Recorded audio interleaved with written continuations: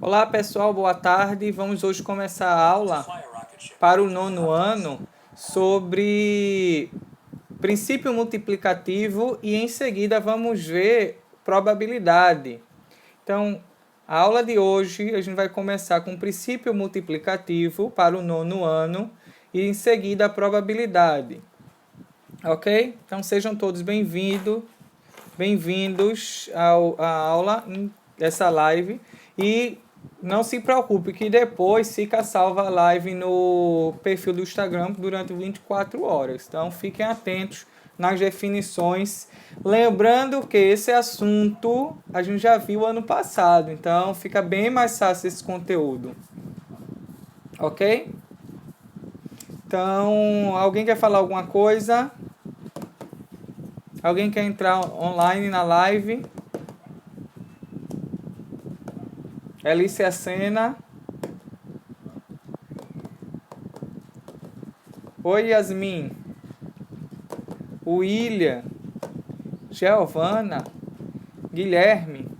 Lembrando que a aula de hoje é para os alunos do 9º ano, ok? A aula de agora, Carlos, é para o 9º ano, de 3h30 até 4h20, até 4h10, 4h20 vai ser do 8º ano, e de 4h30 até 5 horas, 5h30 vai ser para o 7º ano, ok? Então vamos trabalhar o conceito de princípio multiplicativo e em seguida vamos ver probabilidade. Estou falando rápido, Alicia? Então, é o seguinte, o que vem ser o princípio multiplicativo?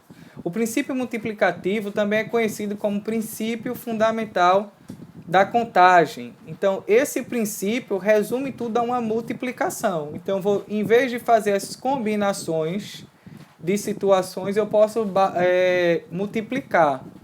Então, por exemplo, suponha que o William tenha 3 chapéus, 3 bonés, e ele tem 2 relógios. E ele quer combinar de quantas maneiras distintas ele pode organizar isso. Então, se ele tem 3 bonés e 2 relógios, ele pode combinar o relógio 1 com o boné 1, o relógio 1 com o boné 2 e o relógio 1 com o boné 3. E depois ele pode combinar o relógio 2 com o boné 1, o relógio 2 com o boné 2 e o relógio 2 com o boné 3. Então, se eu contar no final, vamos ter 6 possibilidades distintas de William combinar os 3 bonés com 2 relógios. Então, essa ideia, em vez de fazer todas as combinações, que eu poderia fazer uma tabela, uma árvore de possibilidades, para fazer todas as combinações, eu posso resumir isso ao princípio chamado de princípio multiplicativo. Então, o princípio multiplicativo, também conhecido como princípio fundamental de contagem, vai resumir essas combinações em multiplicações ou multiplicação. Então, por exemplo, vou virar aqui a câmera e vamos para uma situação prática. Eita, vamos para uma situação prática. Então, o assunto é princípio multiplicativo. Então, suponha que uma pessoa tenha 2 cores de calça e 2 cores de camisa. Então, a pessoa pode fazer a seguinte combinação.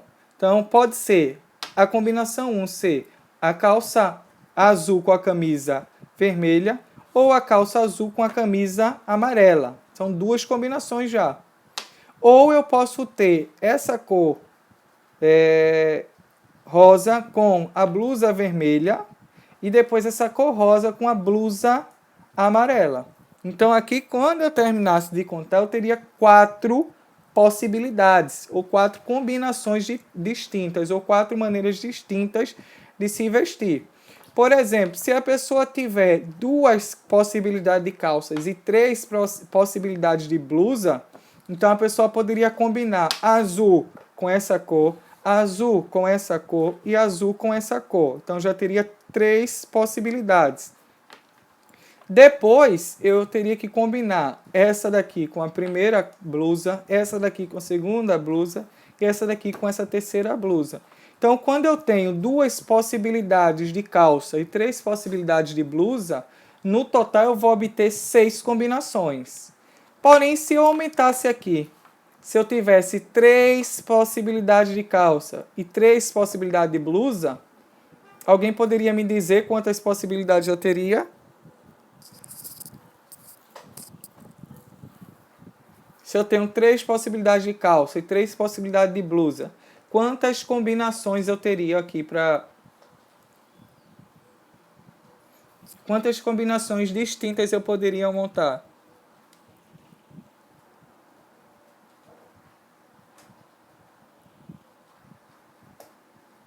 Se eu tenho 3 calças e 3 blusas diferentes, quantas possibilidades eu posso montar?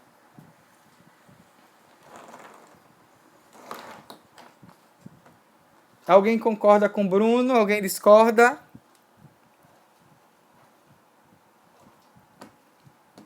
Correto. Basta multiplicar. Eu tenho 3 possibilidades de blusa, de calça, vezes 3 possibilidades de blusa. Se fosse o contrário e eu tivesse 2 calças e 4 tipos de camisa, então eu teria quantas possibilidades distintas de me organizar?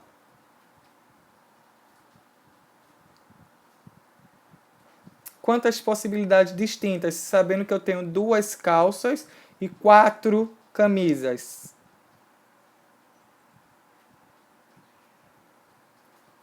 Então, eu tenho 2 calças e 4 camisas. Quantas possibilidades distintas eu posso fazer de combinações?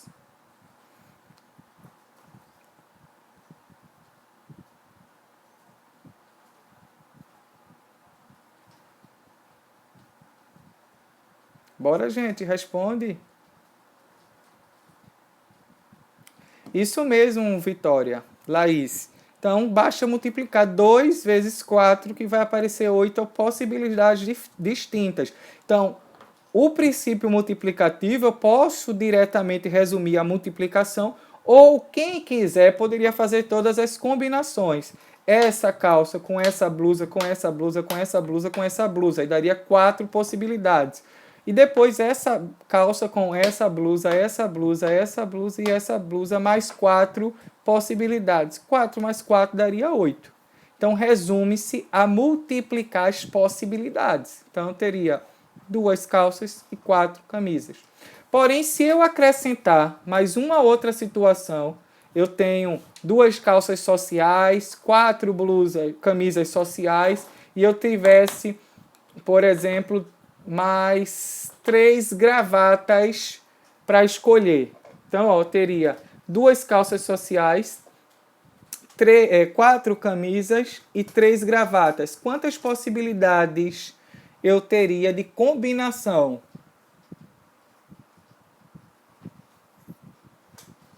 Duas calças, 4 camisas sociais e 3 gravatas. Quantas possibilidades distintas eu teria para fazer essa combinação?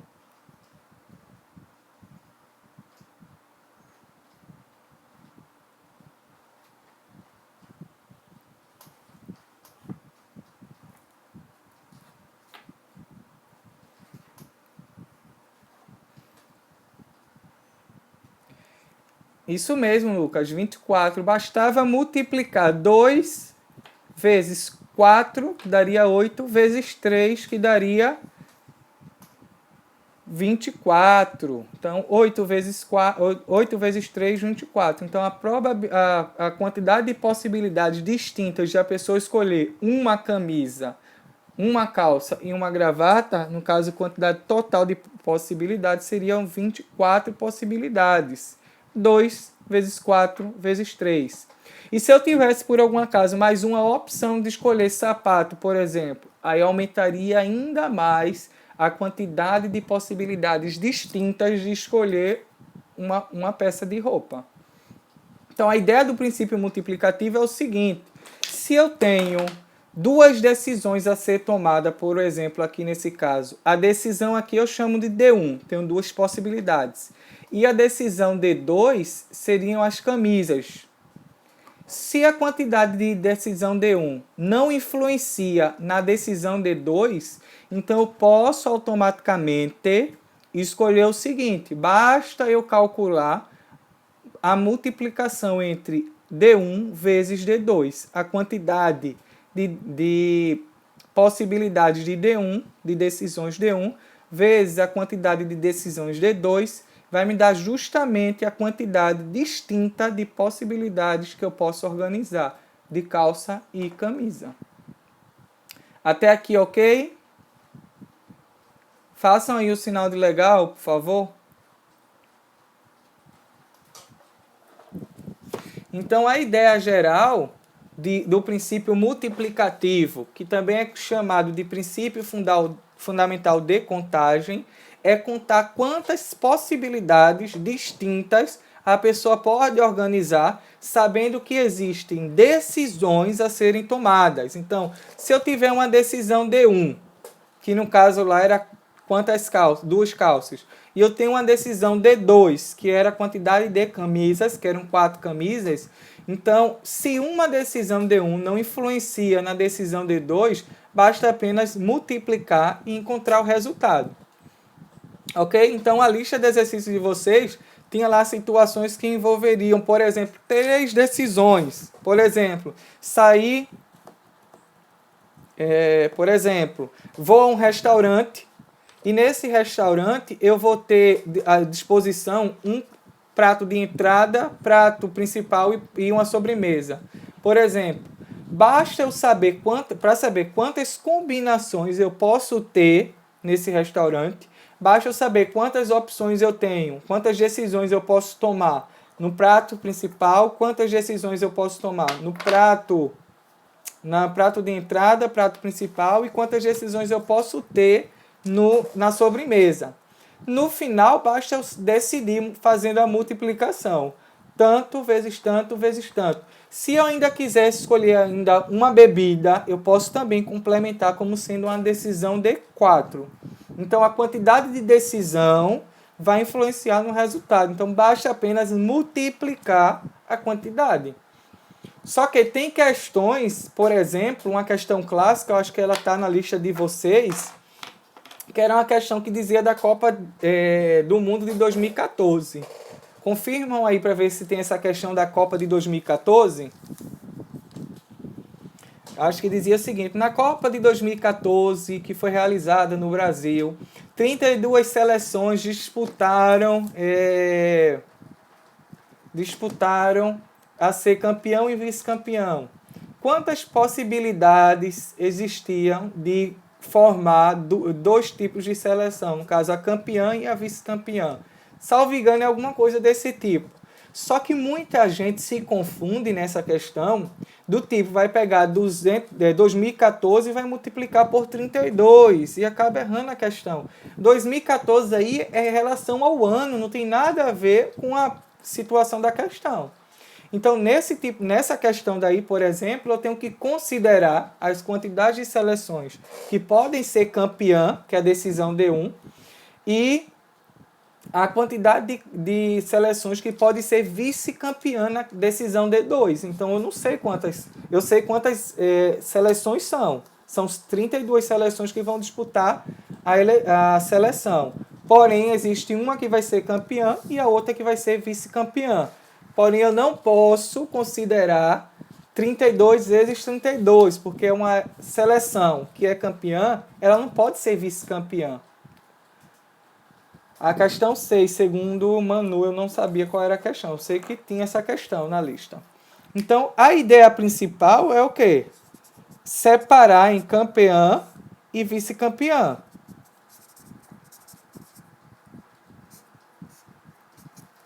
E o princípio ainda continua sendo o mesmo da multiplicação. Então, ó, vou virar aqui a câmera rapidinho.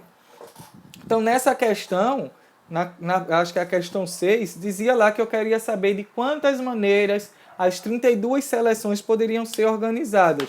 Então, ó, para campeã, eu tenho 32 seleções. Vezes, que é o princípio multiplicativo, para ser vice-campeã, se uma seleção já virou campeã, ela não pode ser vice-campeã. Então, aqui eu teria 31 possibilidades. Então, basta fazer a multiplicação. 31 vezes 32 e vai te dar 962.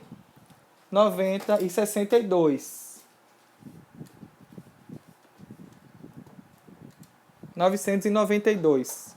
Então, basta multiplicar aqui, vai te dar 992 possibilidades distintas de campeão e vice-campeão. Essa questão daí também, essa mesma ideia de campeão e vice-campeão, pode ser usada quando forem usar, por exemplo, primeiro, segundo e terceiro lugar numa disputa. Então, teria que ir diminuindo a quantidade.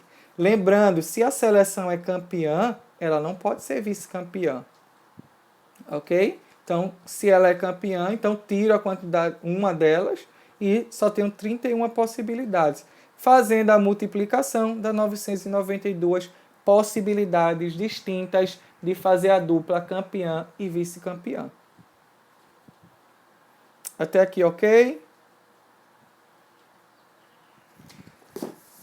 Porém, se fosse num restaurante e o restaurante dissesse que teria decisão D1, decisão D2, decisão D3, por exemplo. Pratos de entrada, 3 tipos de prato de entrada, 4 tipos de prato de principal e, por exemplo, 3 sobremesas. E quisesse saber quantas possibilidades distintas Lucas vai a esse restaurante e quer descobrir quantas maneiras distintas Lucas pode escolher um prato de entrada, um prato principal e uma sobremesa. Então, basta, no caso, só multiplicar. Então, teria 3 vezes 4, que dá 12, vezes 3, daria 36. Então, Lucas poderia montar isso mesmo, Lucas. 36 possibilidades distintas de ir ao restaurante e escolher um prato de entrada, um prato principal e um prato de sobremesa. Ok? Então, a ideia de princípio multiplicativo é só isso. Basta multiplicar e saber a ideia geral. Se ele apresenta os números, basta multiplicar. Porém, tem questão que ele só vai apresentar um número e a ideia é de colocação. Primeiro lugar, segundo lugar, campeão, vice-campeão. Aí nisso você vai diminuindo, como o Lucas tinha dito logo no começo. Ok? Então, a parte de princípio multiplicativo se resume a isso. Então, agora a gente vai conversar um pouquinho sobre probabilidade. Então, vamos falar um pouquinho sobre probabilidade. Então, toda vez que a gente fala de probabilidade, quando a gente vai, por exemplo, olha, eu vou à praia, mas deixa eu dar uma olhadinha logo no aplicativo do tempo para saber se amanhã vai estar chovendo. Então, toda vez que eu for analisar lá o tempo, o clima-tempo, eu vou ver se a probabilidade de chover, existe a probabilidade de fazer sol ou de chover. E essa probabilidade nada mais é do que uma medida de incerteza que pode ser também interpretada como a medida da chance de um evento ocorrer. Será que vai chover? Será que vai fazer sol? Então, toda vez que eu tiver atrelado a esse contexto, eu vou falar sobre probabilidade. Por exemplo, ao comprar uma rifa. Se a Oriane está vendendo uma rifa de 1 a 40. E se eu quero ter a chance de comprar a rifa dela para ganhar, então eu teria, quanto mais eu comprar, mais chance eu vou ter de ganhar. Então, se eu compro 10 rifas dela, então eu tenho uma chance de 25% de ganhar no sorteio da rifa dela. Então, se eu compro 5, eu teria só 12,5% de chance de ganhar. Quanto mais próximo de 100%, mais é a possibilidade do evento ocorrer. Então, existe também dentro da probabilidade evento que pode ser impossível, que é aquele evento em que dá zero possibilidades de... Quem é Guilherme, hein?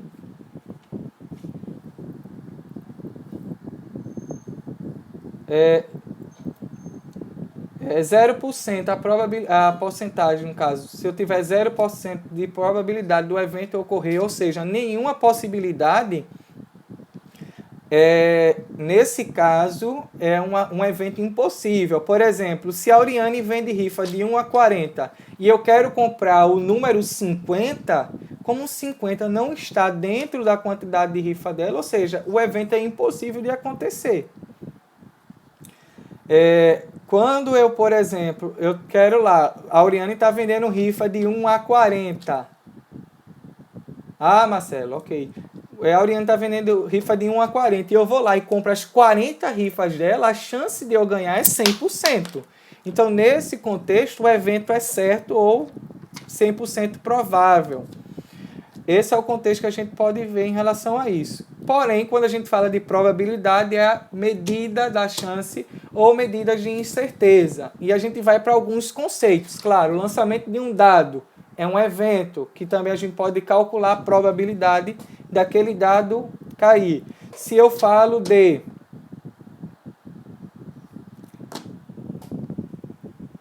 Quem é TT? Eu não sei nem quem é...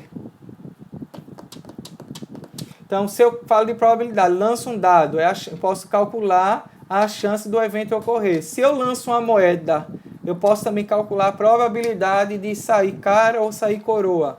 Opa, Adriano Matheus.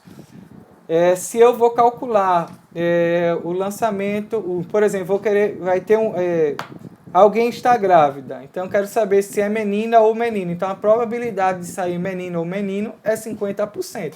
Ok? Então isso está relacionado à probabilidade. Então a probabilidade é uma medida da chance de um evento ocorrer, ou também chamada de medidas de incerteza. Ok? Então, ó, probabilidade, conceitos elementares que a gente tem que lembrar quando a gente estuda a probabilidade. Então, eu não vou me aprofundar muito, lembrando que esse assunto a gente também viu no 8º ano. Então, esse assunto a gente viu no 8º ano, bem explicadinho o que era um experimento aleatório. Então, para quem não lembra, se eu lanço um dado, eu posso lançar um dado 200 vezes. E esse lançamento desse dado, com as mesmas situações, com as mesmas condições, eu posso chamar de experimento aleatório. Porque o experimento aleatório é aquele que, quando eu lanço o dado, eu sei que pode cair uma face de 1 a 6, porém eu não tenho certeza. Yolani, esses comentários, por favor, né? Porém, eu não tenho certeza de qual resultado vai cair. Pode cair a face 1, pode cair a face 2, pode cair a face 3, a face 4, a face 5 ou a face 6. Porém, eu não tenho certeza, eu não posso pegar o dado, jogar e dizer, vai cair a face 1. Então, não posso dizer isso, por isso que é chamado de experimento aleatório. Por exemplo, lançar uma moeda. Se eu lanço uma moeda, pode cair cara ou cair coroa.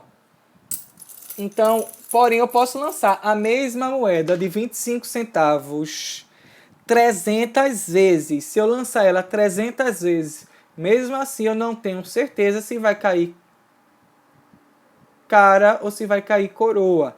Então, toda vez que fala de experimento aleatório, é aquele experimento que depois de você fazer várias vezes, mesmo assim você não tem certeza de que vai cair cara ou coroa. Então, não posso prever qual é o resultado.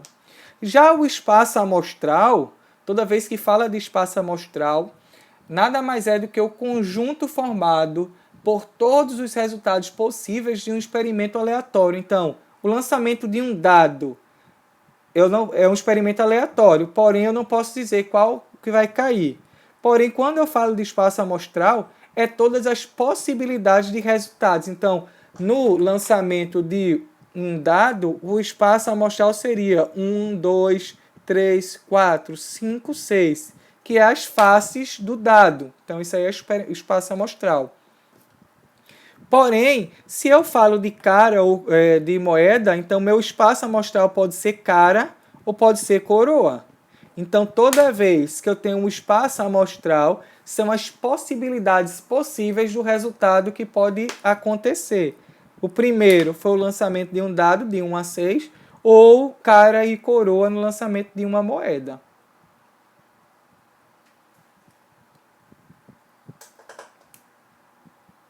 Já o evento é um subconjunto desse espaço amostral. O evento é justamente aquilo que eu quero que aconteça. Por exemplo, um subespaço de ser um número par. Então, por exemplo, o evento que eu quero ser um número par. Pode ser o número 2, 4, 6. Então, isso aqui é um subconjunto desse espaço amostral. Então, ser um número ímpar, por exemplo, 1, 3, 5. Então, são subespaços, ou seja, são eventos que são subconjuntos desse espaço amostral. Por exemplo, ser um número primo. Lembrando que o número primo é aquele número que só tem 2 divisores, 1 e ele mesmo.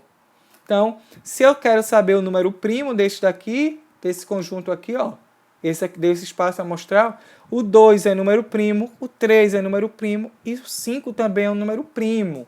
Se eu quero saber aqui no lançamento que cai a cara, então só tem uma opção, cara. Então, novamente, experimento aleatório é aquele experimento que eu posso aplicar várias vezes, porém eu não sei determinar, ou não posso prever qual é o resultado. O espaço amostral é todos os conjuntos de possibilidades que podem ocorrer no lançamento de um experimento aleatório. E o evento é um subconjunto do espaço amostral. Já a probabilidade, que é o que a gente vai calcular, a probabilidade é a chance, no caso é a medida, né? É a chance do evento ocorrer, que pode ser calculado na forma de fração. Então, vai ser a razão entre o número de possibilidades do evento A dividido pelo número total de possibilidades. Mas o que é isso, Anderson? O que isso quer dizer? Então, ó, toda vez que eu falo de probabilidade, é uma razão, que é a razão entre o número de possibilidades do meu evento A, que é o que eu quero que aconteça, dividido pelo número total de possibilidades. Por exemplo, sair um número par. Eu tenho 3 possibilidades para sair um número par. Num total de 6 possibilidades. Então, a probabilidade de sair um número par é 3 sobre 6.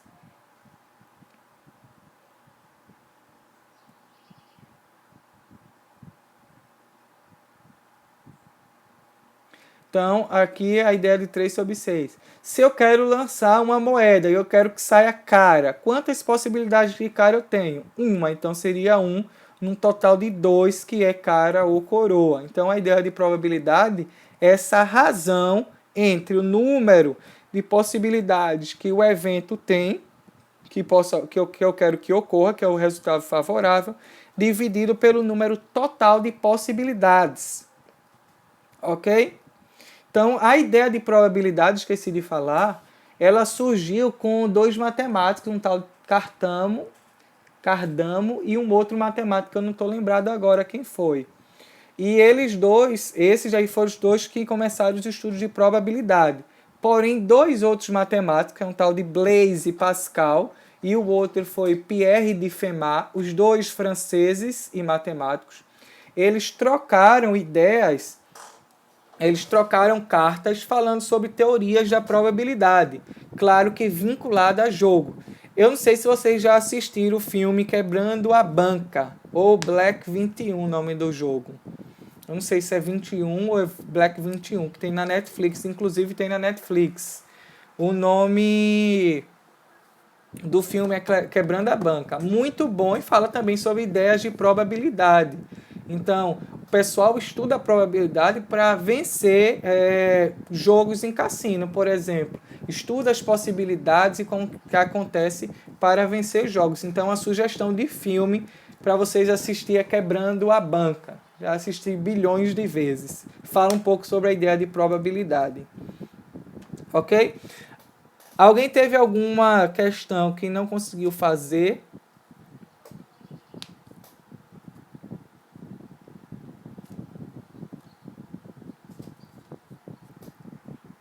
Alguém fez alguma questão que não conseguiu fazer? Conseguiu, Danilo, entender a aula? Até Danilo está dizendo que está muito fácil, pô. Bora, gente. O assunto é fácil. Alguém está com alguma dúvida na questão? Alguma questão de probabilidade que envolva a probabilidade?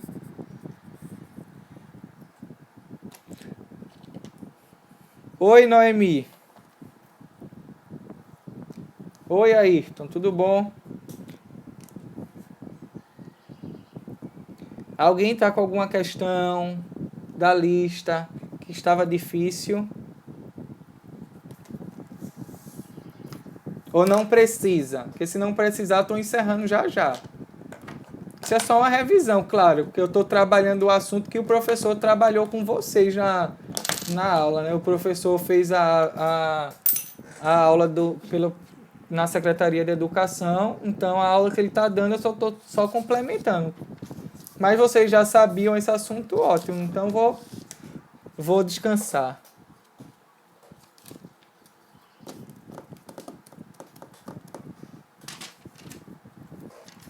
Então, estudem conceitos, matemática, como o Guilherme estava falando agorinha, também é treino, então tem que treinar bastante. Não adianta estudar de qualquer jeito. Então, treinar, treinar, treinar. Quanto mais treinar, melhor vai ficar.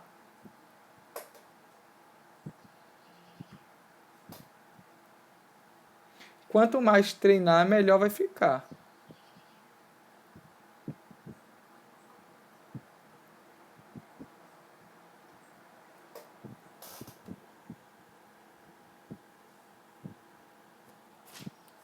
E Loane deve estar rindo que só, né? Que Loane gosta de rir.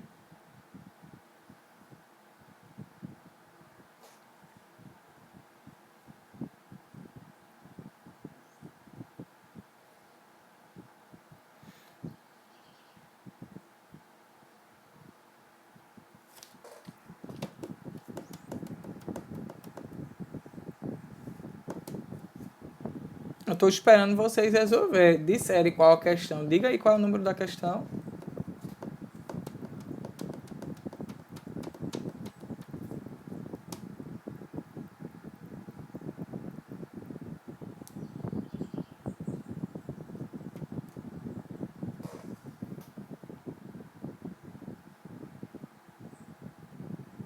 Vocês assistiram a videoaula que eu coloquei lá no...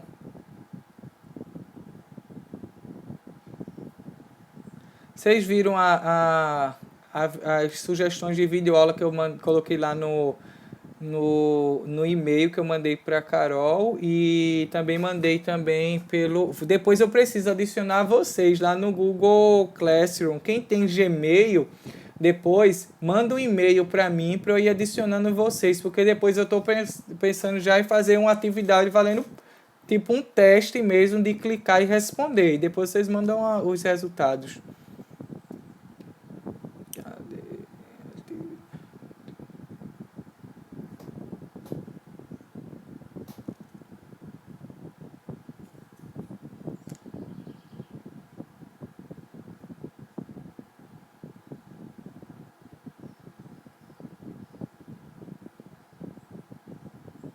Vocês fizeram a questão 2 da lista?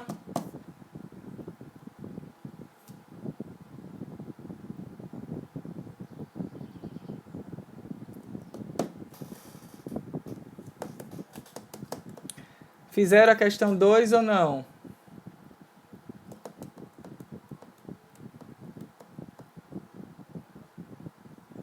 Marcos, daqui a pouco começa de 3 horas, 3h30 começa a aula com o pessoal do 8º ano, ok?